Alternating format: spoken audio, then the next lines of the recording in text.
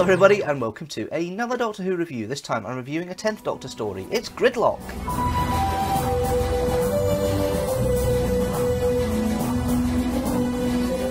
As you may know, as part of the Revive series reviews, I don't tend to go over too much of a plot. I will give a quick plot synopsis, but there's no television companion, so you won't get an in-depth plot synopsis like you normally do with the classic series.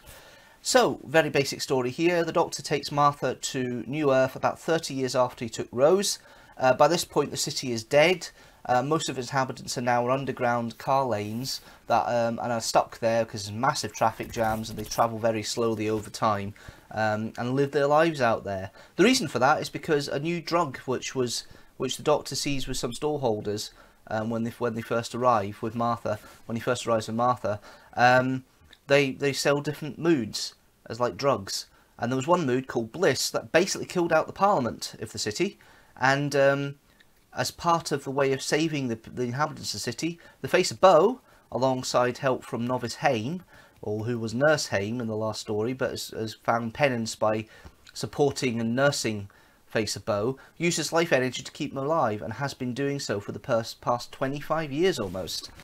So the Doctor and Martha are exploring the Undercity, really, not the underground like where the cars are, but exploring the Undercity before Martha gets abducted by Milo and Cheen, so they can get onto the fast lane with their motor, because their car allows them to go down to the fast lane, which 3 people or more can be part of. So it's interesting seeing that and seeing the development of the plot there. The Doctor couldn't quite save Martha. Martha gets abducted. The Doctor then goes through all the different levels and different cars, meets up with a cat man called Brannigan and his wife Valerie, along with their kits, and ends up going through all the different cars, going down levels so he can get down to the bottom and try and save Martha. He doesn't get completely all the way down before Nurse Haim apprehends him and teleports him back to where the Boe is, because the Face of Boe has some words to tell the Doctor. But the Doctor wants to save everybody, save Martha. He realises what's been happening. With Boe's help, uses the last of his life force to release the shutters on the underground bit and let all the cars fly out into the world. Martha, meanwhile, is caught up in an adventure with Milo and Cheen, where they're in the fast lane and being attacked by de-evolved Macra. That's interesting in itself. And they end up going through and getting attacked at various points, and the Doctor ends up saving them just in time with everybody going up into the sky, and that's part of the reason why we released them, so Martha could go up, because obviously everybody's forcing them to keep down in the fast lane even though they're trying to travel. So it's interesting seeing that, and interesting seeing the story evolve like that. And yeah, at the end of the day, the Doctor is told that you are not alone by Boe, and at the end of all that, the Doctor talks about Gallifrey to Martha, and that's basically your plot line. So it's an interesting story overall, I think, with Gridlock, written by Russell T Davies. Nice elements there about life and the drudgery of traffic jams, and a kind of futuristic take on traffic jams. The fact these traffic jams have lasted 24 years is interesting in itself, and how things go very slowly and how lives are created. It's interesting seeing these microcosms in each of these cars. They can speak to each other like through an RV or communication system, but that's really the only time they get to speak to people. They don't speak to people directly nine times out of 10 face to face. It's through this communication. So there's a community building up, and there's a song that they sing halfway through. I can't remember, it's a hymn, and I can't remember what the hymn is. But they sing a hymn halfway through, which all gets them teary-eyed, which is really interesting, and it shows the sense of community you have with the group as well. The plotting is fairly A to B, if I'm absolutely honest. The Doctor and Martha arrive. Martha gets kidnapped. The Doctor spends most of the adventure trying to save Martha, gets abducted himself back by Nurse Haim, realises this is all part of the same thing, saves the day and also saves Martha at the same time. Basic Doctor Who plotting, done quite enjoyably. I love the undertone of the fact that the Doctor himself is kind of using Martha as a way of doing a rebound himself. Martha even comments at that at the moment. Have you ever heard of rebound? And she's infatuated with him, she's going along with it, but realises very quickly the Doctor's doing it because he's taken Martha to places that Rose and him went to before, which was interesting. Or maybe not interesting, but it's kind of put Martha off them just a little bit in that respect. The characters themselves, we've got the Doctor played by David Tennant.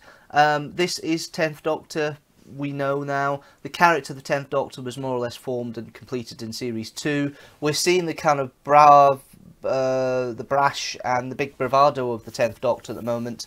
We are seeing the kind of guilt come through a little bit with the fact he realises that he's maybe not treating Martha the right way, and when he nearly loses her, when she's kidnapped, it does change his outlook a little bit and makes him realise that maybe he's been a bit too selfish and should be looking out for Martha a bit more, so he does change his character a little bit.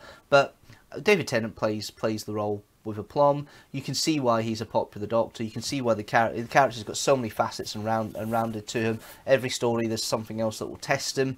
This one, it's more about the emotional baggage that he has of Rose. That's played on a little bit more, and also obviously the discussion later on about the face of Boe and You're Not Alone, because the Doctor has been told he's not the only Time Lord, which of course starts the whole theme of the Mr. Saxon arc that we've had little elements to up till now. But it will become more apparent in the next few episodes. It's interesting seeing the dynamic there between Martha and the Doctor. It's still fairly new, and Freema Agyeman plays Martha Jones pretty good. Character's still being developed a little bit. The first couple of episodes, I don't think Freema Agyeman knew exactly what she wanted to play it. I don't think Russell T Davies and the writers knew exactly how to play Martha. They knew she was basically the Doctor's way of being the foil for the Doctor in regards to his emotional state after losing Rose the previous season. But how that develops and how Martha comes into her own doesn't really develop until later on. And the way Martha's ending works is actually pretty impressive, really, for the series, and is a rarity for Doctor Who at this point. Overall, I think it's quite an interesting characterization between the two of them. The dynamic does work quite well, and it's enjoyable watch. There's nothing wrong with what we've got here. The plot is fairly solid. Other characters we've got here, we've got Ardor Hanlon playing Brannigan. He is the Cat Man. Because it is a cat planet, effectively. It's doing bits and pieces here. He's okay. He's playing a kind of brash Irish cat man. His wife Jennifer Hennessy plays Valerie. She ends up being Bill's stepmum or foster mum later in the series, in series 10.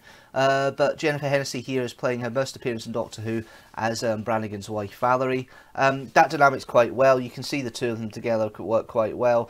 Both characters, they're okay. They're acted quite well. They're kind of plot points to an extent. Brannigan is the catalyst for the Doctor to move on and try and help other people in regards to try and help other people and try and get down to the bottom level so he can try and save Martha. It's interesting. You've then got Travis Oliver and Leonora Critchlow playing Milo and Sheen respectively. That's a nice little couple dynamic there. You've got the two of them together. They do work quite well as a couple, a young couple. Sheen is just got pregnant, so they're trying to get to the next place for medical care and medical help, even though it would take them a good decade to get there. It's an interesting dynamic between the two of them. Quite enjoyable little dynamic, and it's a nice little play. But most of these characters are they don't have too much development. They're more plot points. The ones that really do make the difference are the other two characters I'm going to mention here. They are, of course, the Face of Boe, which we've established already. This is the third appearance of the Face of Boe. They made an appearance at the End of the World. They made an appearance in New Earth. They now make an appearance here. Their last appearance. Who the Face of Boe turns out to be is an interesting character point, which we might find out later in the series, or we might not. It might be a bluff. You never know. This is Russell T Davies we're talking about. He might completely change it when he comes back later this year. But the Face of Boe, with the fact that he's got that big respect for the Doctor, that's developed over. It's done in such a way that you think it's developed over the times that Boe's met him, but also there's probably an underlying deeper relationship between him and the Face of Boe as well, which is intriguing and interesting in itself, because Boe is an interesting character in more than one way. In regards to the way he is, he's virtually immortal. He is one of the first aliens that we see on Doctor Who, outside the Autons. He's one of the first original aliens we've seen in the new series. It's interesting how his story kind of ends here. It's nice to see Anna Hope back as Novice Haim. She was one of the stronger characters in the previous story that she was in.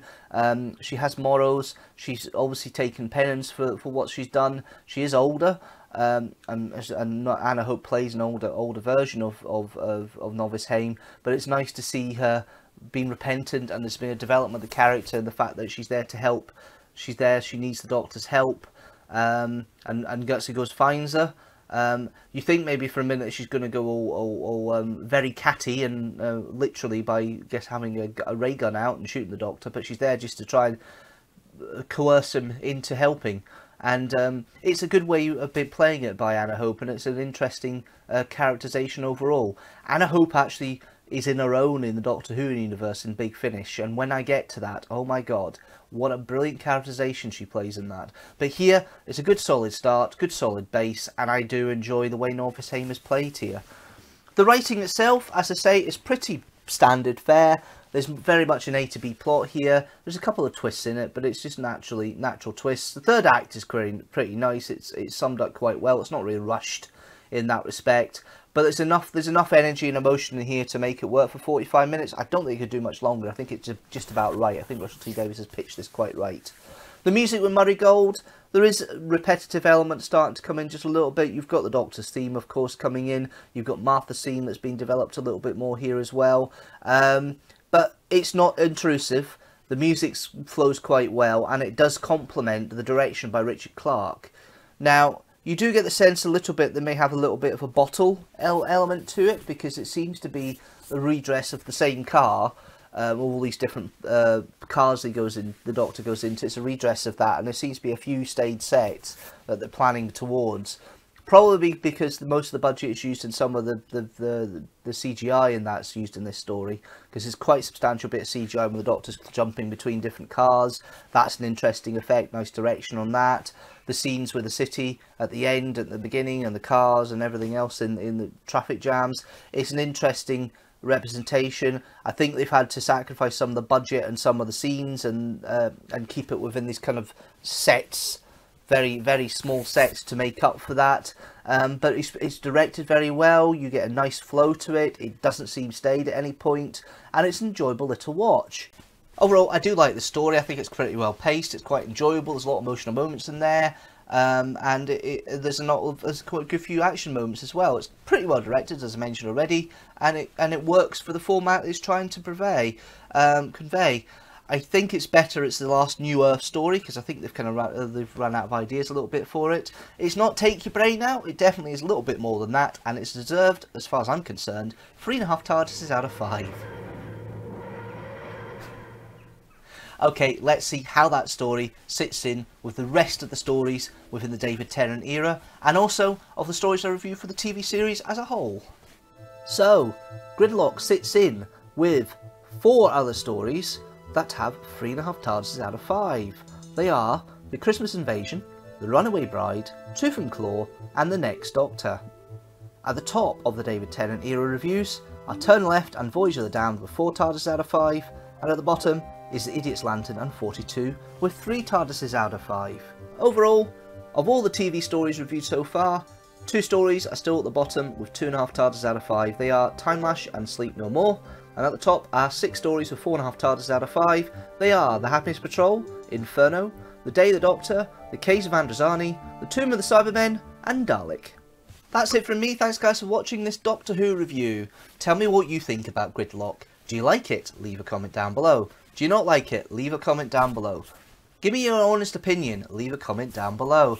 If you like this video, please like it and share it with the hashtag teamstructor.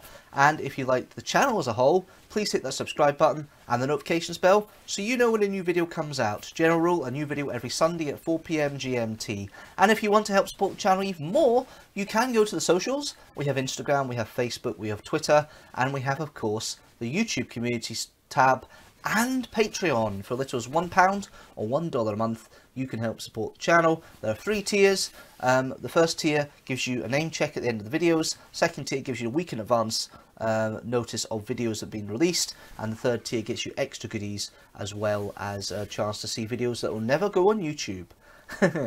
But apart from that, if you want to help out and support the channel in that way, you can do by going to patreon.com/deanstructor. That's patreon.com/deanstructor. youtube.com/deanstructor. I am back on Wednesday with a review of the Space Museum, and that's at 6 PM GMT. But until then, guys, thanks so much for watching, and you know what? I will see you later.